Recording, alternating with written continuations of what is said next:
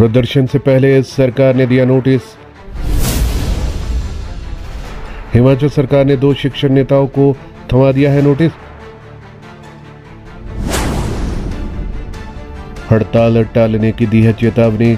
अध्यक्ष बोले जेल में डालो या सस्पेंड करो, धरना होकर रहेगा।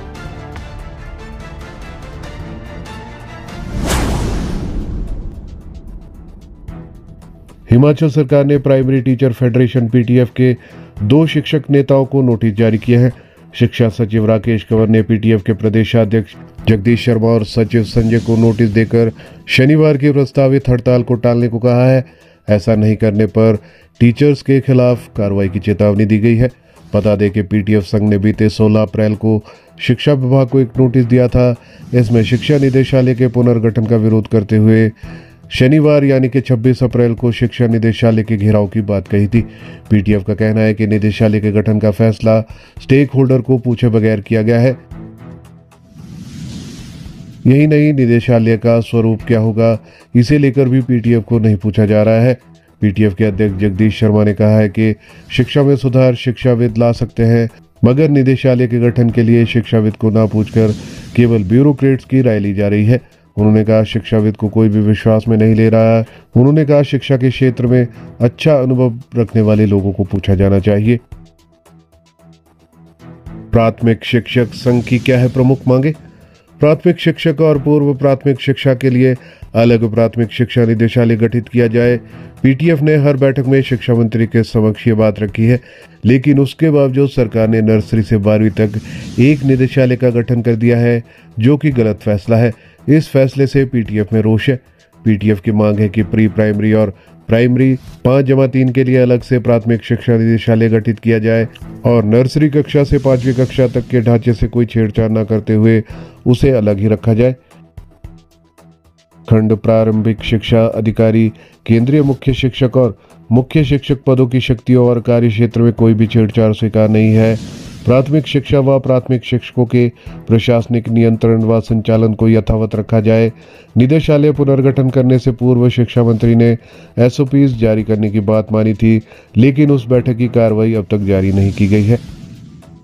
प्राथमिक स्कूलों की अंडर 12 खेलों को राज्य स्तर तक पूर्व की तरह बहाल किया जाए।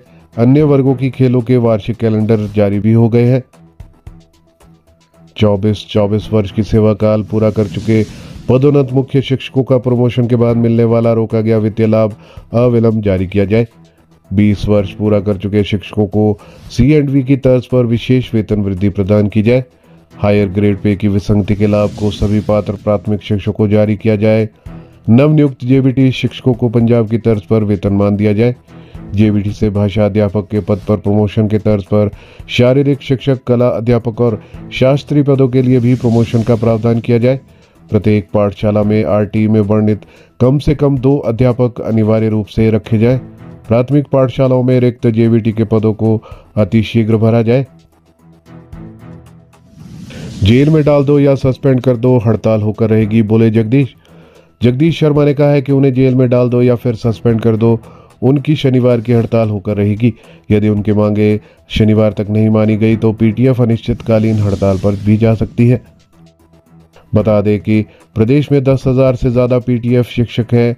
इन्होंने शनिवार को शिक्षा निदेशालय के घेराव का ऐलान कर रखा है। जाहिर है कि इससे प्राइमरी स्कूलों में बच्चों की पढ़ाई प्रभावित होगी। यदि शिक्षकों की मांगे नहीं मानी गई तो टीचर अनिश्चितकालीन हड़ताल पर भी जा सकते हैं। शिक्षा सचिव द्वारा टीचरों को जारी किया गया है नोटिस।